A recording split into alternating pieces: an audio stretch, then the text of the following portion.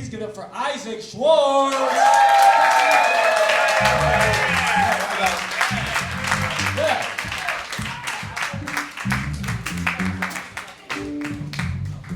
Thank you.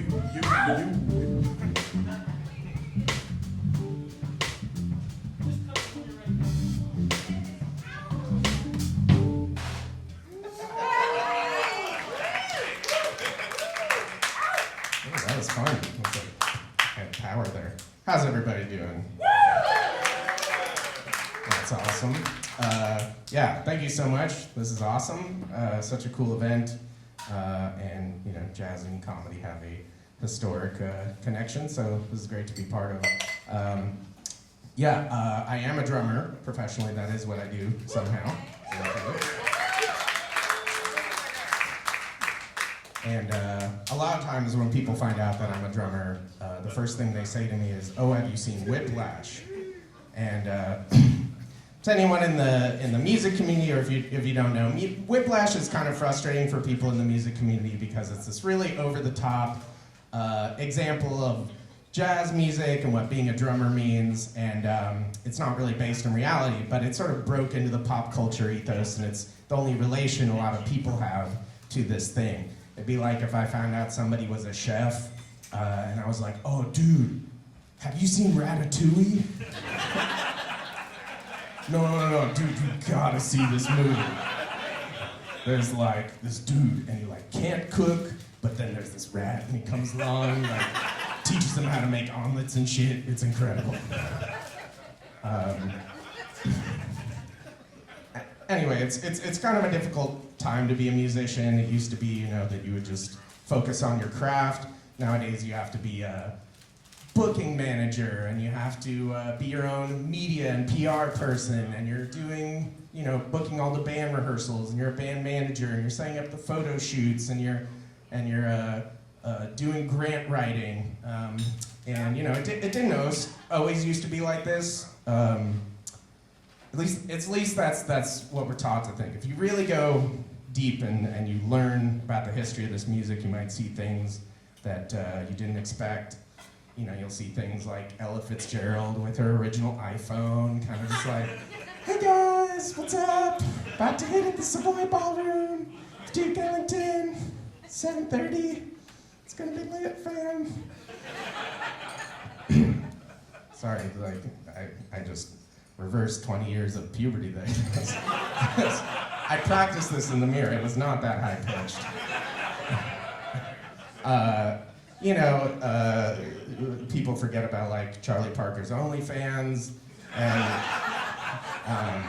I particularly enjoyed that like subscription-only extended fingering course, and it just kind of taught me a lot. I've got my lady up here not laughing. All right, I gotta pull out the big guns. It's good.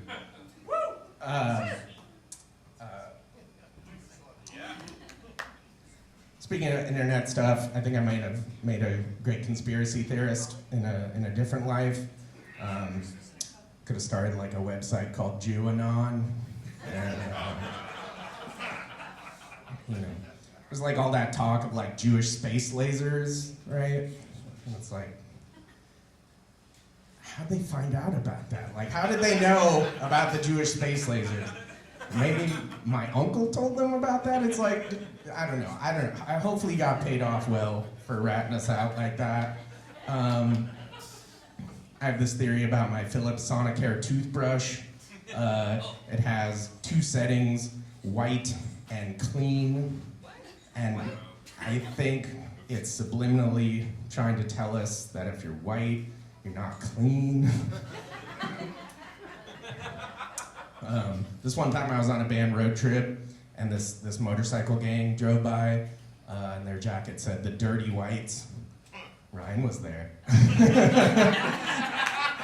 Anyway, most likely, you know, it's some kind of like scary neo-Nazi racist hate group situation. There's always the off chance that they're calling attention to something I think is really important that doesn't get talked about, which is like when you put all your bulky colored items in the laundry, and then you have just like this leftover like tiny pile of socks. Like they have to get done, but there's like, it's not really enough to justify a whole wash. You're scrounging around for towels and stuff, and you're like, it's like not even a dirty towel, but you're just kind of throwing it in there with the whites to justify a load. Anyway, if that's what the dirty whites are calling attention to, I'm all for it. I think that's an important cause. Power to them. In normal life, most of how my brain works is just shooting off one-liners, so I'm gonna rattle off some of these for you guys if you're...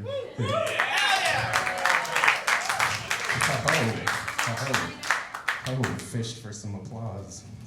Being a big guy. I have some restaurant ideas. The first is like an Indian tapas restaurant called Small Dosas.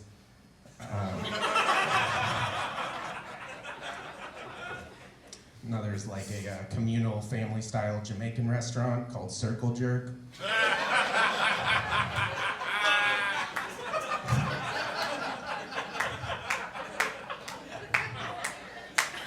It's good to connect with people.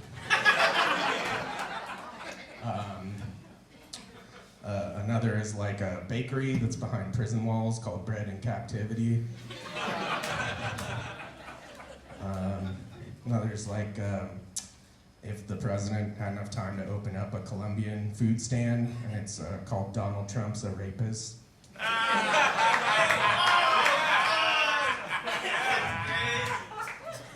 He likes branching into different markets. Sorry.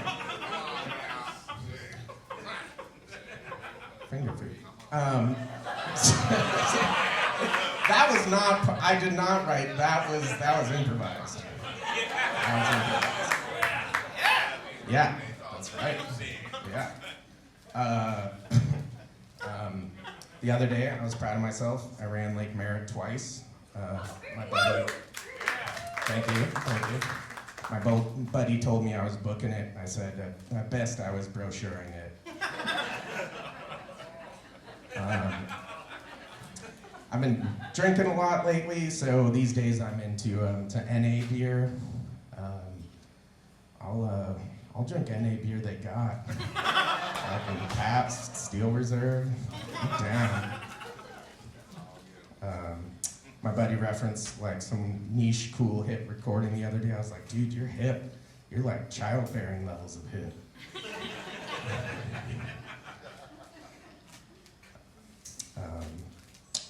Yeah, I'm not that into OpenAI.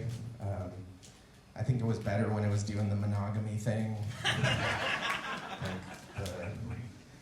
I think by doing the open thing, it's ironically closed itself off emotionally.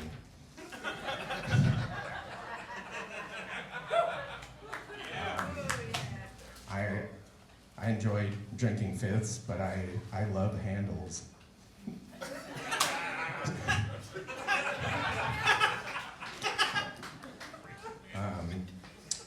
I'm gonna start a Jewish kink dating app called JPEG.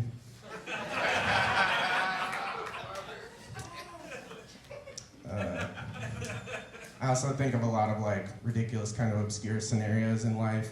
I have this idea where it's like Cleopatra is sitting there eating a Cobb salad with like blue cheese dressing, and Caesar kicks in the door and he's like, "What is that?" And she's scrambling, like she's panicked. She's like, I thought it was. And he goes, "You know what Caesar tastes like."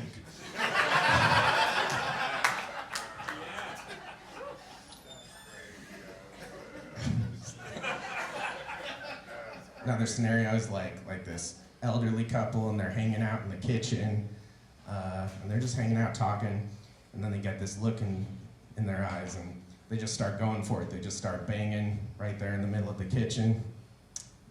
She finishes, he finishes, and they get super tired, and they go to bed, and they take a nap.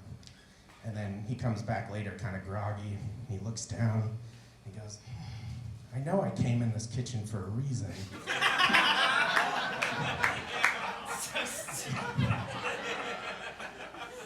I will point out that my dad is laughing. So that's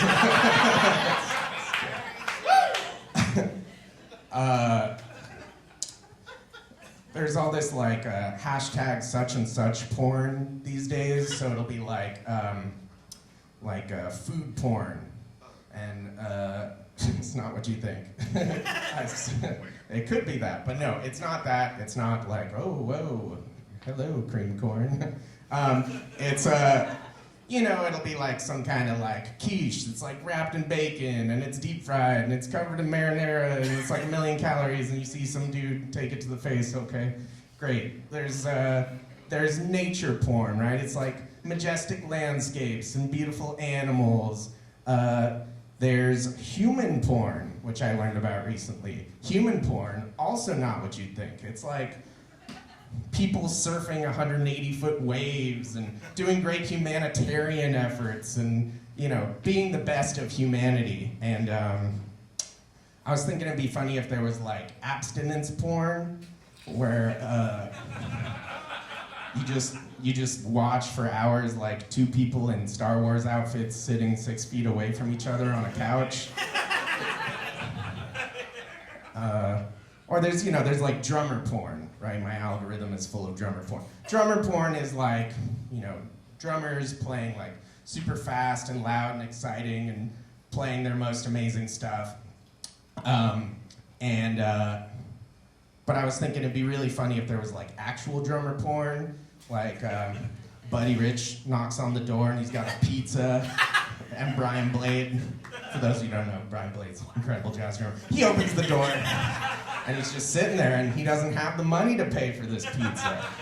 And Buddy Rich, he's like, what that mouth do,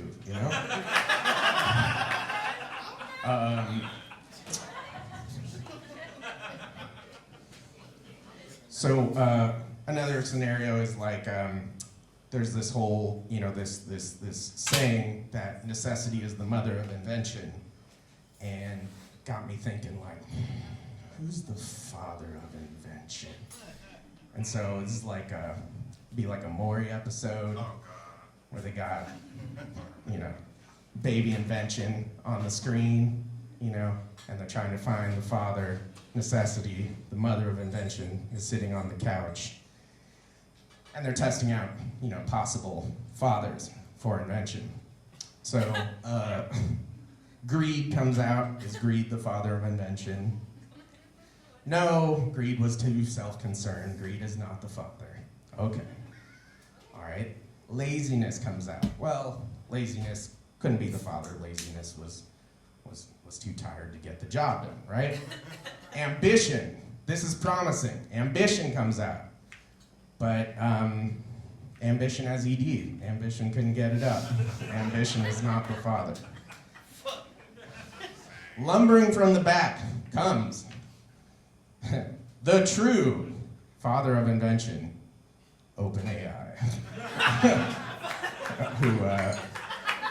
who helped me write this entire bit with 0 flaws, I might add, just robotic surgical precision, monkey carriage.